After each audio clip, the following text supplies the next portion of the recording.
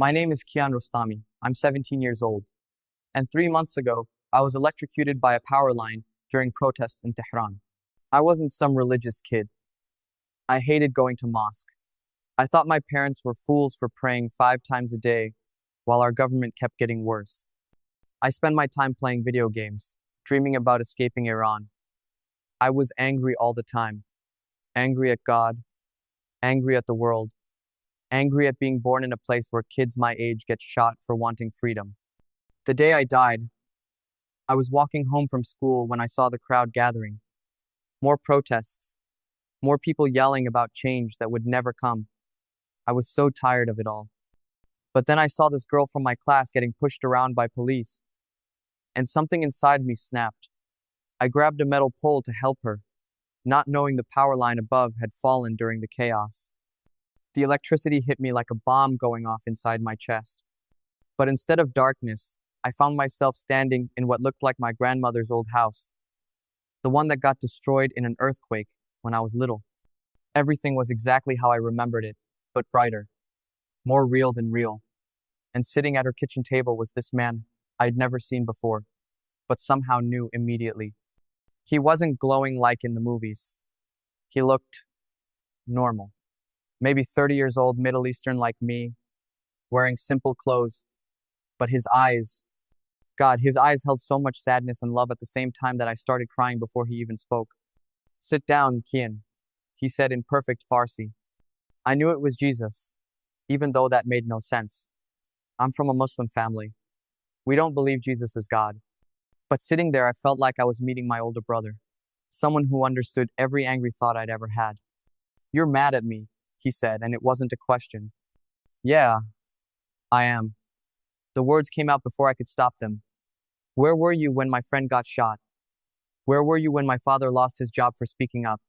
Where were you when that earthquake killed my grandmother?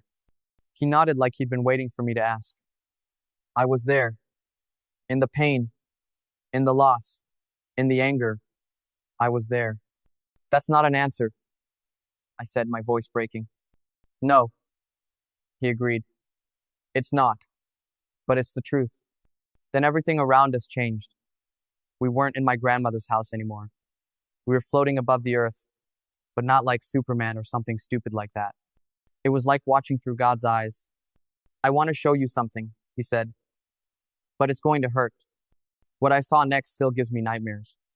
I watched as world leaders sat in rooms making decisions about war like they were playing chess. But above each room I could see these dark things, not quite human, not quite animal, whispering in their ears, feeding them thoughts of pride and revenge and power. Those are demons, Jesus said simply, and they're very good at their job. I watched as one of these creatures whispered to a man in a suit, someone important, though I couldn't tell from where.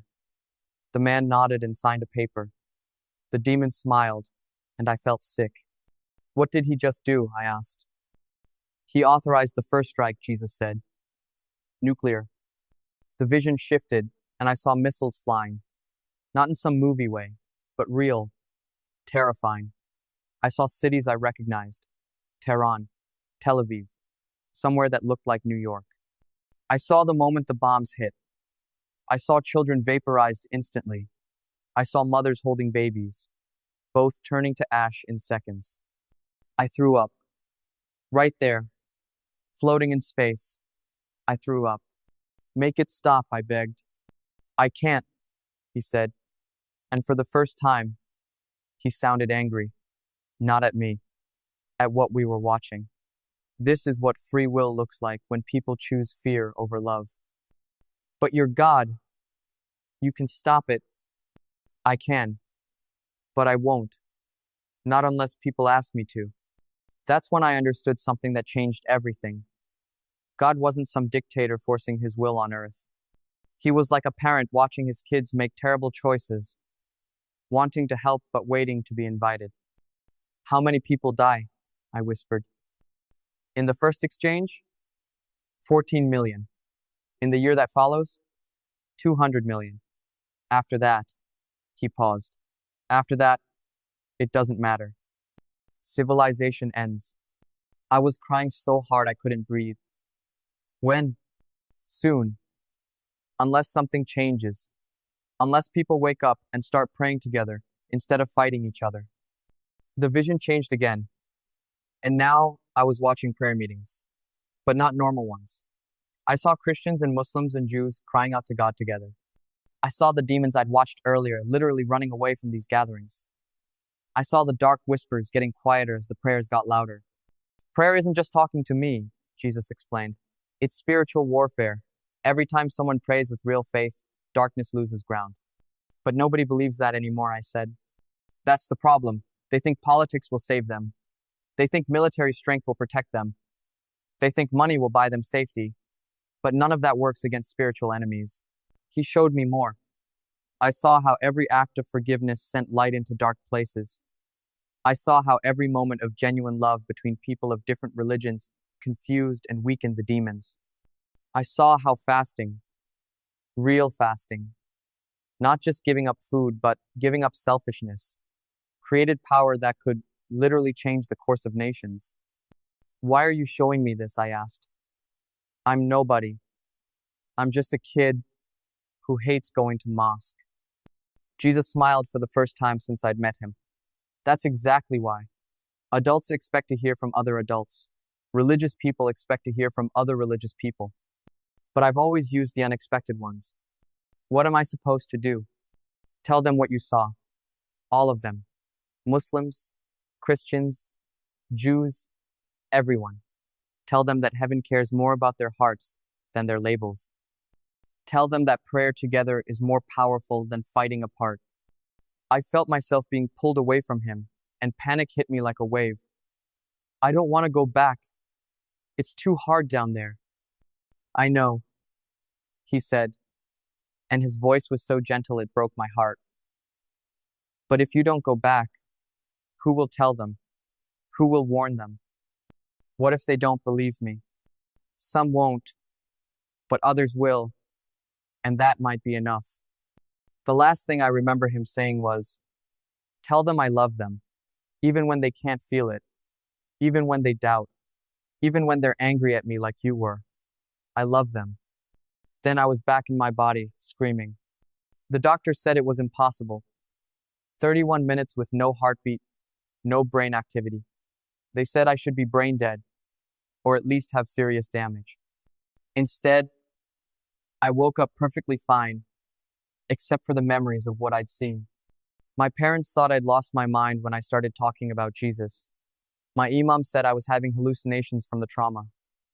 My friends thought I was making it up for attention.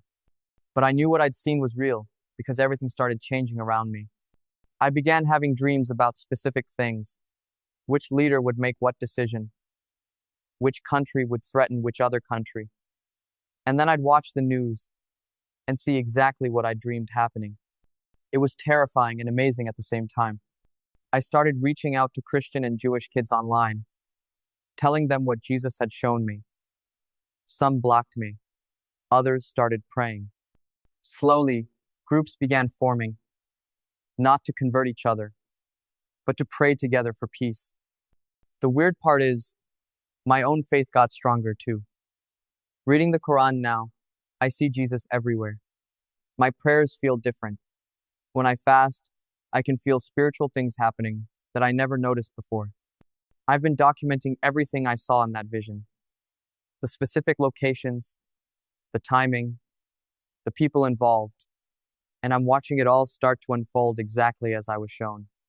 3 weeks ago, I had another dream. The same man who authorized the first strike in my vision made the exact same decision in real life. I woke up screaming and immediately started posting everywhere I could, begging people to pray. 2 days later, something changed his mind. He withdrew the authorization. The person who interviewed him later said he couldn't explain why he'd had a sudden change of heart. That's when I knew for sure. Prayer works. Not just the kind where you ask for things, but the kind where you literally fight against the darkness trying to destroy our world. I'm still angry sometimes. I still hate seeing injustice. But now I know that anger can be fuel for prayer instead of fuel for hatred. The nuclear exchange I saw doesn't have to happen. The timeline can be changed. but it's going to take people from all faiths working together instead of against each other. I know how crazy this sounds. A Muslim teenager claiming Jesus spoke to him about nuclear war, but I also know that crazy times require crazy messengers. Every night before I sleep, I pray for the leaders I saw in my vision. I pray for their hearts to be softened. I pray for the demons whispering to them to be silenced. And I ask God to raise up other people, Christians, Muslims, Jews, everyone, to join me. Because what I saw coming is too terrible for any one person to stop. But together, with God's help, maybe we can change the future. I'm not asking you to believe me. I'm asking you to pray with me.